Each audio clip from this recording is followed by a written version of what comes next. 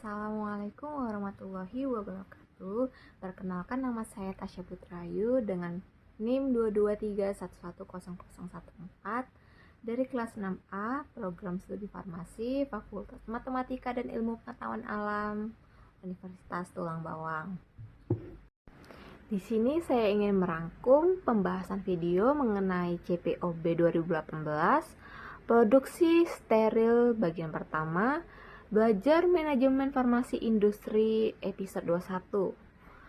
Proses pembuatan produk steril senantiasa mendapatkan perhatian yang istimewa dalam setiap pedoman CPOB yang dikeluarkan oleh Badan POM.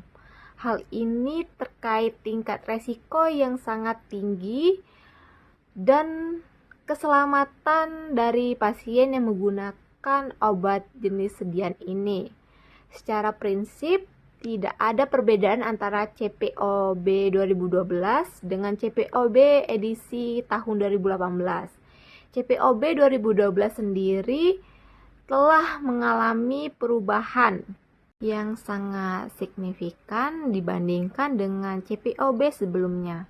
Antara lain yaitu adanya perubahan persyaratan fasilitas untuk produksi sediaan steril, terutama adanya perubahan persyaratan untuk pembuatan dan pengisian salep atau krim untuk mata yang harus dilakukan di ruangan kelas C sebelum dilakukan proses sterilisasi akhir, sedangkan pada CPOB 2006 proses pembuatan dan pengisian sediaan salep atau krim untuk mata tersebut cukup dilakukan di ruangan kelas D. Perubahan ini membawa dampak yang sangat luar biasa bagi industri farmasi di Indonesia, sehingga banyak industri farmasi yang kemudian menutup fasilitas produksi sediaan salep atau krim. Satu hal lagi yang cukup menonjol dari CPOB 2018 ini adalah persyaratan yang sangat ketat, terutama untuk produk-produk yang dibuat dengan menggunakan proses aseptis atau tidak dilakukan proses sterilisasi akhir. Bioburden adalah jumlah bakteri atau kuman yang hidup di permukaan suatu benda sebelum disterilkan. Sangat dipahami mengapa CPOB menaruh perhatian yang sangat besar terhadap bioburden ini, karena berkaitan dengan efektivitas dari proses sterilisasi yang dilakukan. Selain itu, dalam CPOB edisi tahun 2018 ini, industri farmasi dipersyaratkan untuk melakukan penentuan jumlah bioburden berdasarkan dari hasil kajian resiko mutu atau QRM yang harus disetujui oleh penanggung jawab quality assurance atau penjamin mutu sebelum suatu batch produksi tersebut diluluskan untuk dipasarkan. Produk steril adalah bentuk sediaan obat dalam bentuk terbagi-bagi yang bebas dari mikroorganisme hidup, termasuk sediaan steril, preparat atau sediaan parental, obat suntik, preparat untuk mata, dan preparat irigasi, misalnya infus.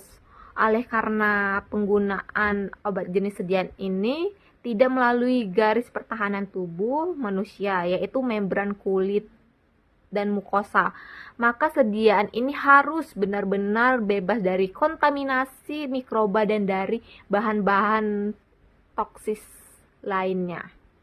Obat steril adalah jenis obat yang diproduksi untuk diberikan langsung ke tubuh manusia dalam kondisi medis yang sangat sensitif seperti infus atau injeksi.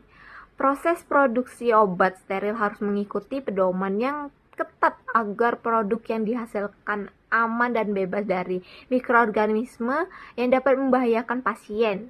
Dalam konteks ini, CPOB 2018 atau cara pembuatan obat yang baik menjadi dasar penting yang harus dipatuhi.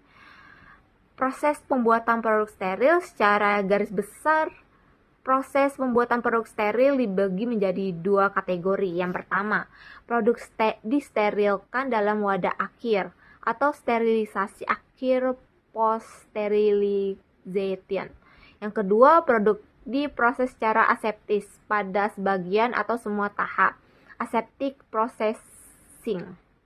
Selanjutnya, tipe-tipe kontaminasi. Ada partikel yang hidup dan partikel yang tidak hidup. Partikel-partikel yang tidak hidup itu seperti debu, serat, atau material-material yang tersuspensi di udara dapat mengandung atau menyebabkan terjadinya kontaminasi produk. Partikel-partikel ini bisa jadi mengandung partikel hidup seperti misalnya bakteri, jamur, spora. Semakin banyak partikel yang di udara, maka semakin rentan terjadinya kontaminasi produk. Sumber-sumber kontaminasi itu terbagi menjadi tiga ya. Terbagi menjadi tiga. Yang pertama, udara atau lingkungan. Yang kedua, personel atau manusia. Dan yang ketiga adalah peralatan atau mesin. Persyaratan CPOB 2018 pembuatan produk steril. Yang pertama umum, yang kedua personalia, yang ketiga bangunan atau fasilitas, yang keempat peralatan, yang kelima sanitasi, yang keenam udara, yang ketujuh pengolahan, ke-8 sterilisasi, ke-9 filtrasi produk yang tidak dapat disterilkan dalam wadah akhirnya, 10 penyelesaian produk steril, dan yang terakhir 11 pengawasan mutu. Klasifikasi ruang bersih dan sarana udara bersih. Area bersih untuk pembuatan produk steril digolongkan berdasarkan karakteristik lingkungan yang dipersyaratkan. Tiap kegiatan pembuatan membutuhkan tingkat kebersihan ruangan yang sesuai dalam keadaan operasional untuk meminimalkan resiko kontaminasi. Sterilisasi akhir. Pada pembuatan produk steril dibedakan 4 kelas kebersihan. Yang pertama kelas A, zona untuk kegiatan yang berisiko tinggi. Misal zona pengisian, wadah tutup karet, ampul dan vial terbuka. Penyambungan secara aseptis umumnya. Kondisi ini dicapai dengan memasang unit aliran udara, laminar, atau laminar airflow di tempat kerja. Kelas B untuk pembuatan dan pengisian secara aseptis. Kelas ini adalah lingkungan latar belakang untuk zona kelas A. Kelas C dan kelas D, area bersih untuk melakukan tahap proses pembuatan yang mengandung resiko lebih rendah. Persyaratan ruangan dan bangunan. Alur prosesnya, kelengkapan sarana penunjang sesuai kebutuhan. Pembuatan secara aseptik atau septic proses. Sterilisasi melalui filtrasi. Kebersihan kelas. Yang pertama kelas D, preparasi komponen pengemas sesudah pencucian. Kelas C, preparasi larutan yang kemudian akan disaring steril dalam proses. Kelas A dalam lingkungan kelas B, preparasi dan pengisian produk yang sudah steril. Misal salep, krim, emulsi, suspensi dengan keterangan ketika produk terkena lingkungan dan disaring. Konstruksi bangunan. Standar konstruksi bangunan untuk suatu ruang bersih atau clean room lebih tinggi dari bangunan lain. Bahan konstruksi yang digunakan berbeda dengan yang digunakan untuk ruang lain. Antara lain, ruang bersih dibangun dengan struktur kedap udara, tahan atau kedap air, tidak retak berpori. Untuk zona kelas A, pemantauan partikel hendaklah dilakukan selama proses kritis berlangsung, termasuk perakitan alat, kecuali bila dijustifikasi bahwa kontaminasi yang terjadi dalam proses dapat merusak alat penghitung partikel atau menimbulkan bahaya, misal organisme hidup dan bahan berbahaya radiologis.